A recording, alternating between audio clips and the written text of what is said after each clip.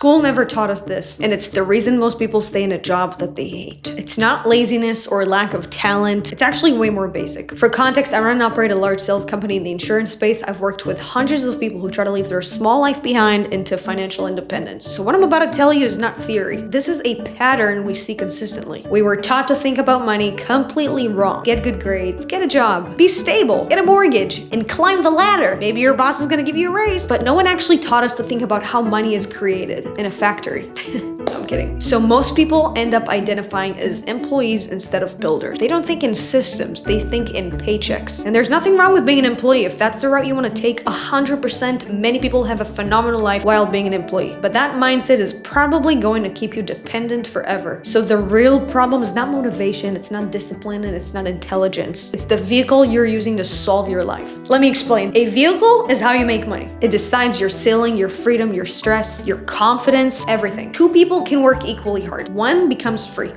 The other is stuck. Same effort, different vehicles. So the truth is most jobs are built to cap you. So here's the exact 6-step framework I'd give to anyone who hates their job but wants freedom without being reckless. 6 steps, let's go. Welcome to the 6-step freedom framework. Step number 1, define what freedom means to you. Before money, you need clarity. Freedom means different things to different people. For some people, it's paying bills without stress. For some people, it's replacing their salary. For some, it's building something big. If you don't define this, you'll quit emotionally and panic financially. You can buy a little notebook and put it in there. You can put it on your notes. However you want to frame it, make sure you have a clear definition of what freedom means to you. Step number 2, build your runway. This part is not really fun, but it's everything. Rules. If you live with your parents, save aggressively. If you live alone, save 34 months of expenses. The absolute minimum is 60 to 90 days, not less. Definition of saved: money in the bank account. You don't have any credit card debt. This is money you can allocate towards your living expenses, meaning if you're in a coma and you can get up from your bed for the next 2 to 3 months, you don't need to worry about bills. Remember, runway buys you time, time buys you skill, skill buys you money, money buys you freedom. That's what it's all about. So important to remember, money buys you freedom. The goal is always freedom. Why? If you have $1 trillion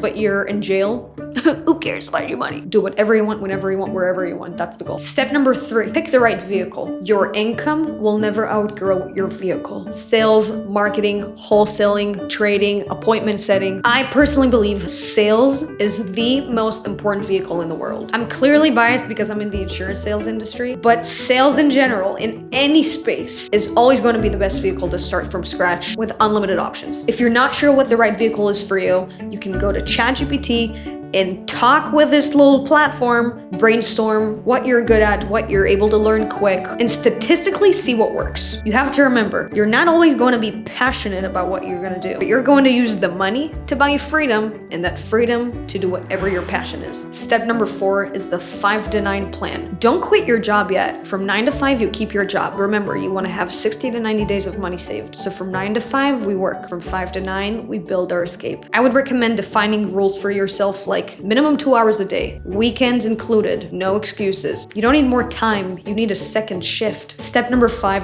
volume creates luck. Most people try for 2 weeks. That's not trying. Your rule is 100% outreach. Example, you can find a sales job. If you reach out to 100 people who need salespeople, I promise you, you will find a sales job. If you can close a deal after you found a sales job, get on 100 calls. I promise you, you're gonna get really good at closing deals. You can remember the script they gave you in your sales job. Okay, read it 100 times. You're gonna remember it in your sleep. This is pure math, statistics, not luck. So whatever side gig you want to do from 5 to 9, if you sit like this and wait for God to give you a job from the sky, it ain't gonna happen. Put your hands down, get to work. No, but in all seriousness, if you wait for things to come to you and all you do is complain for things not happening, I'm saying this with love, it is your fault.